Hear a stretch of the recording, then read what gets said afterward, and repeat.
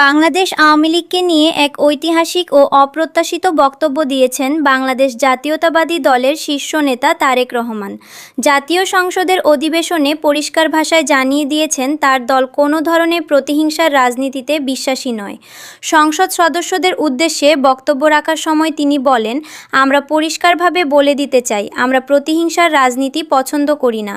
আওয়ামী লীগ দেশের একটি বড় রাজনৈতিক দল, একটি বৃহত্তর গণতান্ত্রিক প্রক্রিয়ায় তাদেরকে বাইরে রেখে আমরা কোনো ধরনের একপেশে বা প্রতিহিংসামূলক রাজনীতি করতে চাই না।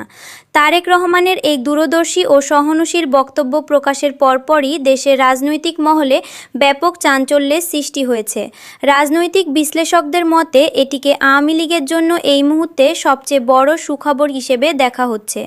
দীর্ঘদিন ধরে দেশের প্রধান দুটি রাজনৈতিক দলের মধ্যে চলমান যে চরম বৈরিতা ও দূরত্বের পরিবেশ ছিল, তা এই বক্তব্যের মাধ্যমে অনেকটাই হালকা হতে পারে বলে ধারণা করা হচ্ছে।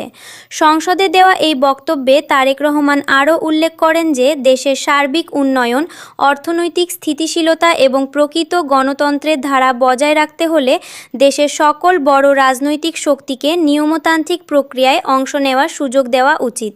বর্জন বা দমনের রাজনীতি দেশের জন্য কোনো সুফল বয়ে আনে না।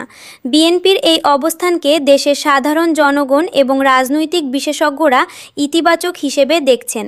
অনেকেই মনে করছেন এটি দেশের রাজনীতিতে এক নতুন যুগের সূচনা করতে পারে, যেখানে প্রতিহিংসার বদলে সহনশীলতা ও সমঝোতার চর্চা প্রাধান্য পাবে।